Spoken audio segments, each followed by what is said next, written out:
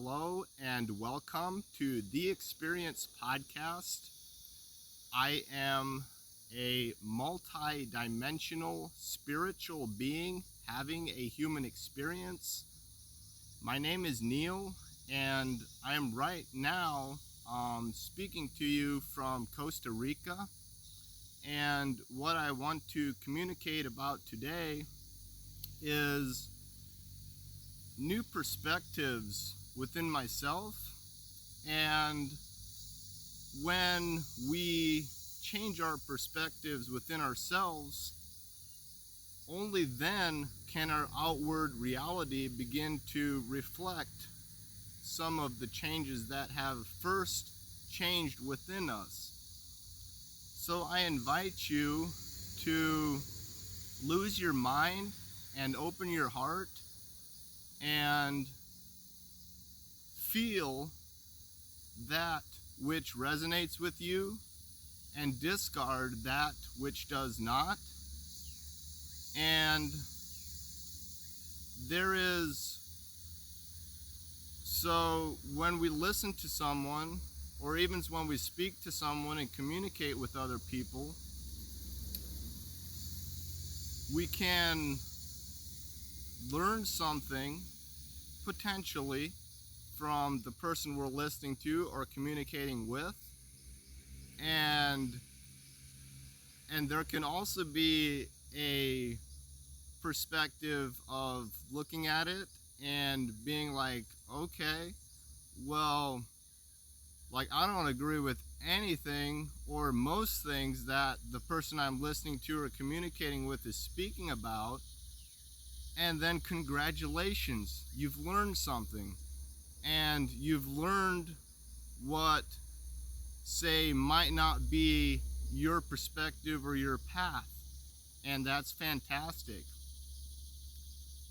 And so something that what I'm going to be referencing a lot today is a book called The Game Changers, and then you could call it parentheses, but it's still a part of the title. It's called Social Alchemists in the 21st Century, and the author of this book is Dr. Theresa Bullard.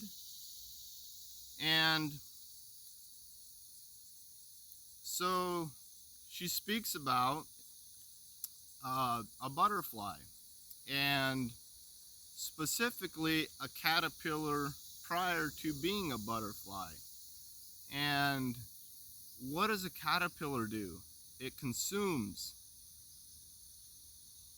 And so throughout its life and moment by moment in its day, in the one moment, this caterpillar is progressively eating and consuming as much as possible, because it has a recognition of that there's going to be time when the caterpillar is no longer going to be, and it will transform into a beautiful butterfly and just fly around the world, delighting people and bringing joy, being in nature and just flying around and drinking nectar from flowers.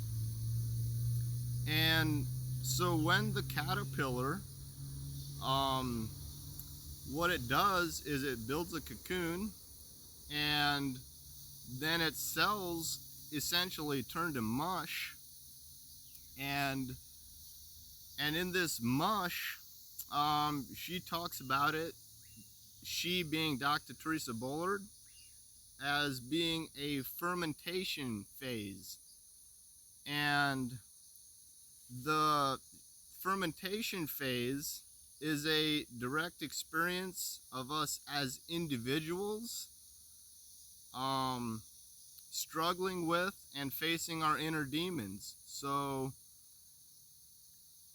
this caterpillar is now mush, and it was a caterpillar. And so if those cells of this caterpillar feel like they should still be a caterpillar, there's going to be a lot of diversity and an actual resistance to the natural flow of things, which is to turn into a butterfly. And so as this caterpillar is now mush, there begins to form new cells inside the cocoon, and these new cells Theresa speaks about as being imaginal cells. And the old cells, I guess you could call them old cells, but they're the caterpillar's blueprint. These imaginal cells transmute from those, so from the old ones, these imaginal cells come into existence. And what these imaginal cells begin to do is to begin to grow the butterfly in this cocoon. So the body, and then the legs, and then they start to grow the wings. And initially there's more old caterpillar cells than new imaginal cells. So what actually begins to happen, because these imaginal cells are new, is that the old caterpillar cells begin to essentially like attack these imaginal cells because they're different. And it's like, to the old cells it seems like a virus to the system because they're used to being a caterpillar. Well, now as more imaginal cells begin to appear and come into fruition, they start to bind together and to cause groups, which then could potentially be the anatomy of the butterfly, and then the legs. And what starts to happen is that the butterfly begins to be formed, and the old cells of the caterpillar begin to realize that the caterpillar is no longer going to be. And so what happens then at that's sort of a tipping point and a turning point for the butterfly's evolution, is that these old caterpillar cells now want to be a part, and a part being two separate words, so they want to be part of this process of becoming a butterfly. And so then they begin to like to group up with the new imaginal cells, and they're like, hey, I want to be part of this system now. I want to be a part of the butterfly because I recognize that the caterpillar is no longer. And so now once the caterpillar cells begin to recognize that it's going to be a butterfly, they begin to now so let's say there were old cells that may have been the immune system of the caterpillar. They stay essentially immune cells, but now they become the immune system for the butterfly. And so you have these old processes that now go into this new thing being the butterfly. And what emerges is a magnificent butterfly with wings that's completely different from the caterpillar. And so why would I even bring this up, and what's the perspective of this? And so the perspective of this is that I am the caterpillar, you are the caterpillar, we collectively have been consuming, and what's happening right now is that the old systems are being turned to mush, and we're entering a fermentation stage.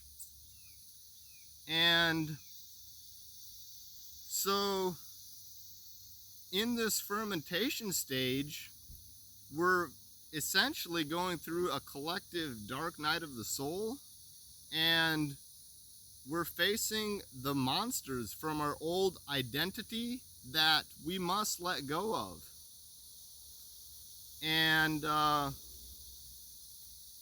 so with this fermentation, It's a distilling and an extract and a drawing out of the core essence of what our humanity is. So then you might ask the question, what is our humanity? And so there's perspectives on this, but what it's really important to realize now is that we are all one, and that to continue forward into this butterfly existence of creativity, we must let go of individualization and separation, because our core essence is eternal. And like our physical life is literally like a blink of the eye in the grand scheme of things. So what is our common humanity? Jonathan England states it like this, as our common humanity being food, water, shelter, energy, community, and purpose. And then from Dr. Theresa Bullard's perspective, it's an example of feeling appreciated, love, and freedom to be our authentic self and live our lives according to what is right for us individually and right for us in community. So Mahatma Gandhi states it very nice when he says, "An eye for an eye makes the whole world blind." And so with that, it's this thing of we have patterns and we have belief systems and we have things that we've experienced from a young age that are ingrained in our subconscious. And that are these demons and things that we're facing in order to experience love, which is literally all there is. So, for example, are you someone that has been working their entire life for money to pay for a house that you can live in some of the time? That way you can wake up and go to work the next day to have money to buy groceries and to do things. So money is literally on its way out right now. And if you're just beginning to realize that, props to you for having an awareness for it. And actually now seeing that the money that you worked for, the value is nothing. It's toilet paper. It's like you can blow your nose with it. It's literally paper, and lots of people have invested their entire lives in making more money, but money is not even real. So what is real? Love is real. Love is infinite. Money is finite. Money will go away. Love is infinite. And this is a common thing that we all share, is the love that flows through each and every one of our being. So to break through this, it's essential that we move beyond the separation and the victim mind state.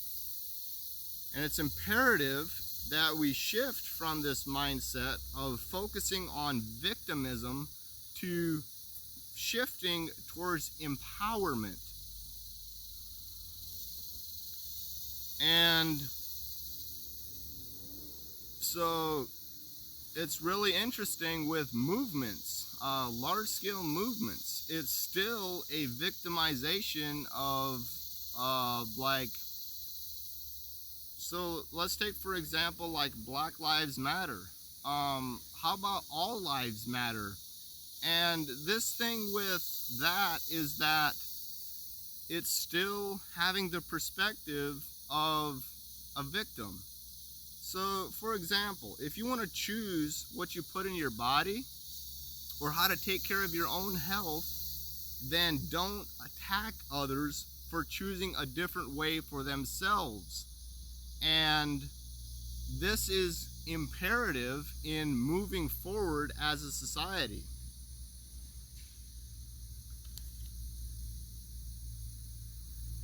Something that the World Health Organization has declared is that increases in mental health issues and suicide are the next big crisis and pandemic that we must address. So we're no longer able to go back. The past is in your imagination. It doesn't exist. It's literally not there. And what is here is right now.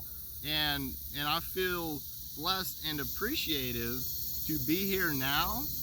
And so then we look at the future. What is the future? It literally does not exist.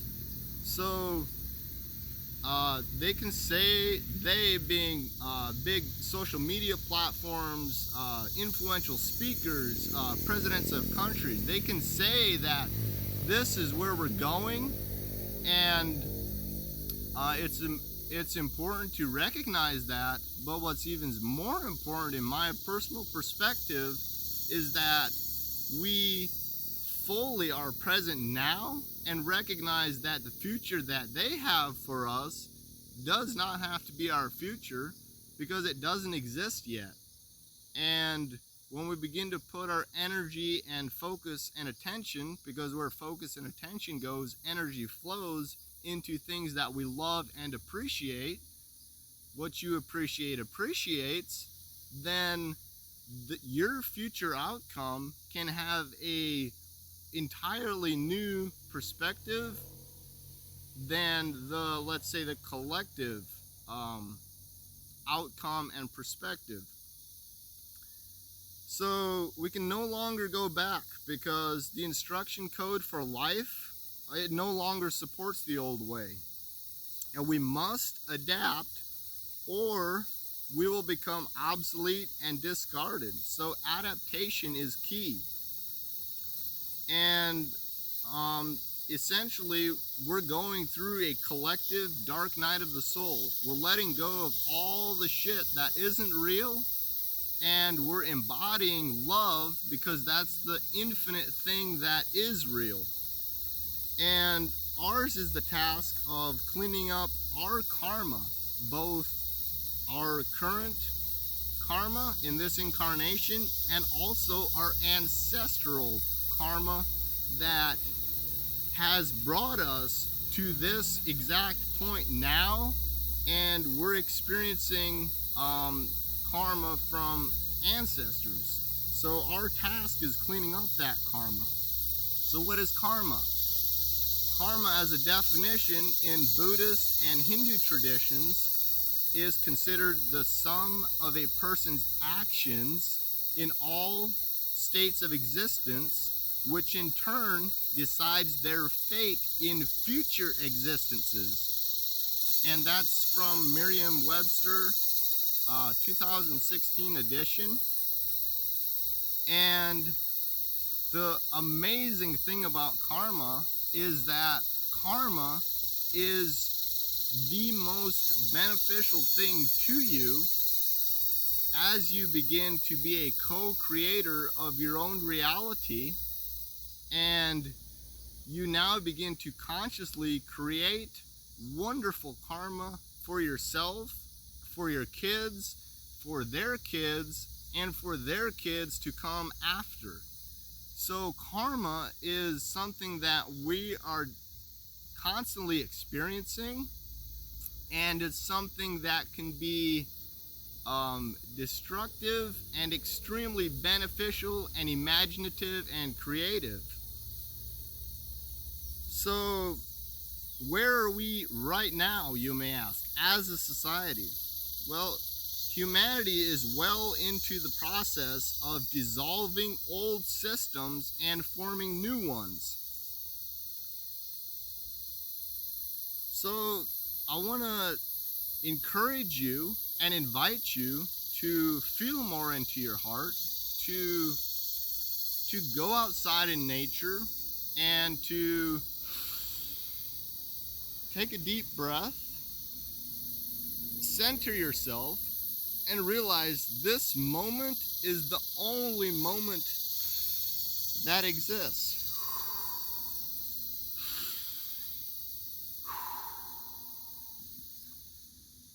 I love you, and stay blessed, stay multi-dimensional, and continue experiencing.